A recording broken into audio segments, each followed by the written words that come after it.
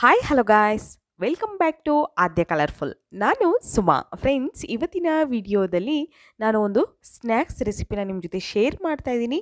1 cup ಗೋಧಿ ಹಿಟ್ಟಿದ್ರೆ ದಿಢೀರಾಗಿ ಈ ಸ್ನ್ಯಾಕ್ಸ್ನ ನೀವು ತಯಾರಿಸ್ಬೋದು.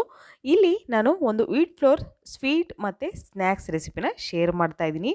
ಹಾಗೆ ಈಗ ಒಂದು ಬೌಲ್ ತೊಗೊಂಡಿದ್ದೀನಿ. ಈ ಒಂದು ಬೌಲಿಗೆ 1 ಕಪ್ ಆಗುವಷ್ಟು ನಾನು ಗೋಧಿ ಹಿಟ್ಟನ್ನು ತೊಗೊಂಡಿದ್ದೀನಿ. ನಂತರ ಒಂದು 4 ಟೇಬಲ್ ಸ್ಪೂನ್ ಆಗುವಷ್ಟು ನಾನು ಸಕ್ಕರೆ ಪೌಡರ್ನ ತೊಗೊಂಡಿದ್ದೀನಿ. ಓಕೆ, ಸಕ್ಕರೆನ ಗ್ರೈಂಡ್ ಮಾಡಿರೋಂಥ ಪೌಡರು. ಹಾಗೆ ಒಂದು ಪಿಂಚಷ್ಟು ನಾವು ಉಪ್ಪನ್ನು ಹಾಕ್ಕೊಳ್ಳೋಣ. ಓಕೆ, ಸೊ ಫ್ರೆಂಡ್ಸ್, ನೀವ್ಯಾರಾದ್ರೂ ಫಸ್ಟ್ ಟೈಮ್ ನನ್ನ ಚಾನಲ್ಗೆ ವಿಸಿಟ್ ಮಾಡಿದರೆ ಪ್ಲೀಸ್ ನನ್ನ ಚಾನಲ್ನ ಸಬ್ಸ್ಕ್ರೈಬ್ ಮಾಡ್ಕೊಳ್ಳಿ. ಹಾಗೆ ಲೈಕ್ ಮಾಡಿ ಮತ್ತು ಶೇರ್ ಮಾಡಿ ಫ್ರೆಂಡ್ಸ್. ಇಲ್ಲಿ ನಾನು 1 ಟೇಬಲ್ ಸ್ಪೂನ್ ಆಗುವಷ್ಟು ಆಯಿಲ್ನ ಹಾಕ್ಕೋತಾ ಇದ್ದೀನಿ. ಸೊ ಈಗ ಆಯಿಲ್ ಹಾಕಿ ಇದನ್ನು ನಾವು ಮಿಕ್ಸ್ ಮಾಡ್ಕೊಳ್ಳೋಣ ಒಂದ್ಸಲ. ಹಾಗೆ ನಾನು ಮಿಕ್ಸ್ ಮಾಡ್ಕೋತಾ ಇದ್ದೀನಿ.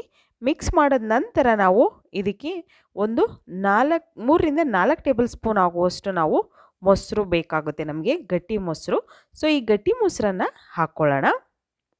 ಸ್ವಲ್ಪ ಸ್ವಲ್ಪನೇ ಹಾಕ್ಕೊಂಡು ನೀವು ಮಿಕ್ಸ್ ಮಾಡ್ಬೋದು ಬೇಕು ಅಂತ ಅಂದರೆ. ಫ್ರೆಂಡ್ಸ್, ಖಂಡಿತವಾಗ್ಲೂ ತುಂಬಾ ಒಂದು ಹೆಲ್ತಿಯಾಗಿರೋಂಥ ರೆಸಿಪಿ ಅಂತ ಹೇಳ್ಬೋದು ಇದು. ಗೋಧಿ ಹಿಟ್ಟಲ್ಲಿ ನಾವು 1 ಕಪ್ ಗೋಧಿ ಹಿಟ್ಟನ್ನು ಉಪಯೋಗಿಸಿ ದಿಢೀರಾಗಿ ನಾವು ಈ ಸ್ನ್ಯಾಕ್ಸ್ನ ರೆಡಿ ಮಾಡ್ಕೋಬೋದು. ಸಂಜೆ ಸ್ನ್ಯಾಕ್ಸಿಗೆ ಅಥವಾ ಟೀ ಟೈಮಿಗೆ ಬೇಕು ಅಂತ ಅಂದರೂ ಕೂಡ ನೀವು ಮಾಡ್ಕೋಬೋದು. ತುಂಬಾ ಈಸಿಯಾಗಿ ಮನೆಯಲ್ಲಿ ಅವೈಲೇಬಲ್ ಇರೋವಂಥ ಇಂಗ್ರೀಡಿಯೆಂಟ್ಸ್ನೇ ಉಪಯೋಗಿಸಿ ಮಾಡಿರೋವಂಥ ಒಂದು ಸ್ನ್ಯಾಕ್ಸ್ ರೆಸಿಪಿ ಇದು. ಸೊ ಇವಾಗ ನಾನು ಇದಕ್ಕೆ ಒಂದು 2 ಟೇಬಲ್ ಸ್ಪೂನ್ ಆಗುವಷ್ಟು ಹಾಲನ್ನು ಹಾಕಿ ಮಿಕ್ಸ್ ಮಾಡ್ತಾ ಇದ್ದೀನಿ. ಸೊ ಇನ್ನೂ ಸ್ವಲ್ಪ ಹಾಲು ಬೇಕು ಅನ್ನೋದಾದರೆ ಹಾಲನ್ನು ಹಾಕಿ ನೀವು ಈ ಥರ ಮಿಕ್ಸ್ ಮಾಡಿ ಒಂದು ಚಪಾತಿ ಹಿಟ್ಟಿನ ಹದಕ್ಕೆ ನಾವು ಕಲಸಿ ಅದನ್ನು ಇಡಬೇಕಾಗುತ್ತೆ. ಸೊ ಈಗ ಸ್ವಲ್ಪ ಗೋಧಿ ಹಿಟ್ಟನ್ನು ಹಾಕ್ಕೋತಾ ಇದ್ದೀನಿ.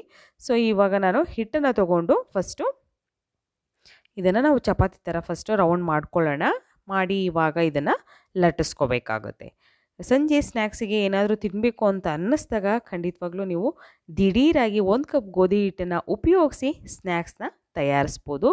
ಇದು ತುಂಬಾ ಟೇಸ್ಟಿಯಾಗಿ ಇರುತ್ತೆ ಮತ್ತು ತುಂಬ ಬೇಗ ಕೂಡ ಇದು ಆಗುತ್ತೆ ಫ್ರೆಂಡ್ಸ್. ಓಕೆ, ನೋಡಿ ಇವಾಗ ನಾನು ಇದನ್ನು ಲಟ್ಟಿಸ್ಕೋತಾ ಇದ್ದೀನಿ. ಜಾಸ್ತಿ ದಪ್ಪ ಬೇಡ, ಜಾಸ್ತಿ ತೆಳುನೂ ಕೂಡ ಬೇಡ. ಇದು ಮೀಡಿಯಮ್ ಸೈಜಲ್ಲಿ ನಾವು ಇದನ್ನು ಲಟ್ಟಿಸ್ಕೋಬೇಕಾಗುತ್ತೆ.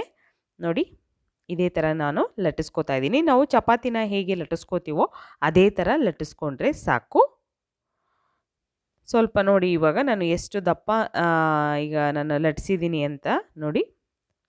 ಚಪಾತಿಗಿಂತ ಸ್ವಲ್ಪ ದಪ್ಪ ಇದೆ ಅಷ್ಟೇ, ಜಾಸ್ತಿ ದಪ್ಪ ಇಲ್ಲ. ಸೊ ಇವಾಗ ನಾವು ಇದನ್ನು ಕಟ್ ಮಾಡ್ಕೋಬೇಕಾಗುತ್ತೆ. ಸೊ ಇಲ್ಲಿ ನಾನು ಒಂದು ಸಣ್ಣ ಬೌಲ್ ಕೂಡ ತೋರಿಸ್ತಾ ಇದ್ದೀನಿ.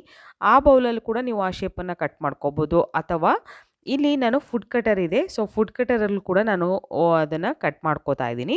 ಸೊ ನೀವು ಈಗ ಫುಡ್ ಕಟರ್ ಇಲ್ಲ ಅನ್ನೋದಾದರೆ ವಾಟರ್ ಕ್ಯಾನಿಂದು ಮುಚ್ಚಿರುತ್ತಲ್ಲ, ಮುಚ್ಚಳ, ಸೊ ಅದರಲ್ಲೂ ಕೂಡ ನೀವು ಈ ಥರ ಕಟ್ ಮಾಡ್ಕೋಬೋದು ಫ್ರೆಂಡ್ಸ್. ಓಕೆ, ತುಂಬ ಚಿಕ್ಕದಾಗಿ ಚೆನ್ನಾಗಿ ಬರುತ್ತೆ ಅದರಲ್ಲೂ ಕೂಡ. ಸೊ ಅದನ್ನು ಕೂಡ ಒಂದ್ಸಲ ಟ್ರೈ ಮಾಡಿ. ಇವಾಗ ನಾನು ನಿಧಾನವಾಗಿ ಇದನ್ನು ಕಟ್ ಮಾಡ್ಕೋತೀನಿ. ತುಂಬ ಈಸಿಯಾಗಿ ಗೋಧಿ ಹಿಟ್ಟನ್ನು ಉಪಯೋಗಿಸಿ ನಾವು ದಿಢೀರಾಗಿ ಈ ಸ್ನ್ಯಾಕ್ಸ್ನ ತಯಾರಿಸ್ಬೋದು. ಯಾರಾದರೂ ಗೆಸ್ಟ್ ಬಂದಾಗಲೂ ಕೂಡ ನಾವು ಏನಾದರೂ ಒಂದು ಅವ್ರಿಗೆ ಮಾಡಿಕೊಡ್ಬೇಕು ಅಂದಾಗ ಖಂಡಿತ ಈ ರೆಸಿಪಿನ ನೀವು ಬೇಗನೆ ರೆಡಿ ಮಾಡಿ ಕೊಡ್ಬೋದು ಅವರಿಗೆ. ಸೊ ಇವಾಗ ನೋಡಿ ನಾನು ಎಲ್ಲದನ್ನು ಕೂಡ ಫುಡ್ ಕಟರಲ್ಲಿ ಕಟ್ ಮಾಡ್ಕೊಂಡಿದ್ದೀನಿ. ಇವಾಗ ಇದನ್ನು ನಿಧಾನವಾಗಿ ತೆಗೆದಿಟ್ಕೊಳ್ಳೋಣ. ನಂತರ ಮತ್ತೆ ಅದನ್ನು ಮಿದ್ದಿ ನೀವು ಅದನ್ನು ಕೂಡ ಮತ್ತೆ ನೀವು ಇದೇ ಥರ ಒಂದು ಸ್ನ್ಯಾಕ್ಸ್ನ ಮಾಡ್ಕೋಬೋದು. ಓಕೆ, ನೋಡಿ ಇದೇ ಥರ ನಾನು ಮತ್ತೆ ಅದನ್ನು ಮಿದ್ದಿ ಇಟ್ಕೋತಾ ಇದ್ದೀನಿ. ಸೊ ಇವಾಗ ಇದನ್ನು ಶೇಪ್ ಕೊಡೋದನ್ನು ನೋಡ್ಕೊಳ್ಳಿ ಫ್ರೆಂಡ್ಸ್. ಯಾವ ಥರ ಆದರೂ ನೀವು ಕೊಡ್ಬೋದು ಶೇಪ್ಸ್ನ.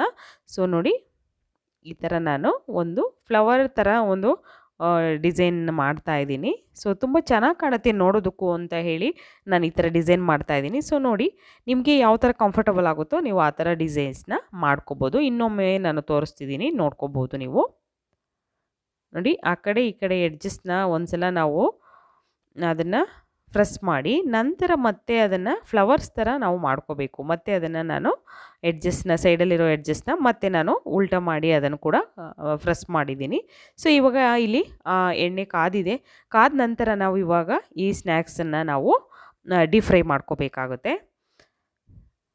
ಓಕೆ, ಇದು ಗೋಧಿ ಹಿಟ್ಟಿನ ಒಂದು ಸ್ವೀಟ್ ರೆಸಿಪಿ ಅಂತ ಕೂಡ ಹೇಳ್ಬೋದು. ಯಾಕೆಂದರೆ ನಾವು ಸಕ್ಕರೆ ಪೌಡರ್ನೆಲ್ಲ ಹಾಕಿ ಮಾಡಿರೋದ್ರಿಂದ. ಸೊ ನಿಮಗೆ ಸ್ವೀಟ್ ಬೇಡ ಅನ್ನೋದಾದರೆ ನೀವು ಸಕ್ಕರೆ ಪೌಡರ್ನ ಸ್ಕಿಪ್ ಮಾಡಿ ನೀವು ಇಲ್ಲಿ ಅಚ್ಕಾರದ ಪುಡಿನ ಹಾಕ್ಕೊಂಡು ಮಾಡ್ಬೋದು. ತುಂಬ ಟೇಸ್ಟಿಯಾಗಿ ಬರುತ್ತೆ. ಅಚ್ಕಾರದ ಪುಡಿ ಅಥವಾ ಪೆಪ್ಪರ್ ಪೌಡರ್ನು ಕೂಡ ಉಪಯೋಗಿಸಿ ನೀವು ಖಾರ ಕೂಡ ಮಾಡ್ಕೋಬೋದು ಈ ಸ್ವೀಟ್ನ. ಸೊ ನೋಡಿ, ಇವಾಗ ಇದು ನಾನು ಒಂದು 2ರಿಂದ 3 ನಿಮಿಷದವರೆಗೂ ಬೇಯಿಸಿದ್ದೀನಿ. ಲೋ ಫ್ಲೇಮಲ್ಲೇ ಬೇಯಿಸಬೇಕಾಗುತ್ತೆ. ಸೊ ಇವಾಗ ರೆಡಿಯಾಗಿದೆ. ಒಂದು ಟಿಶ್ಯೂ ಪೇಪರ್ ಮೇಲೆ ಇದನ್ನು ತೆಗೆದಿಟ್ಕೊಳ್ಳೋಣ. 1 ಕಪ್ ಗೋಧಿ ಹಿಟ್ಟಿದ್ರೆ ದಿಢೀರಾಗಿ ಈ ಸ್ನ್ಯಾಕ್ಸ್ನ ಒಂದು ಸಲ ತಯಾರಿಸಿ. Okay, bye, see you, take care.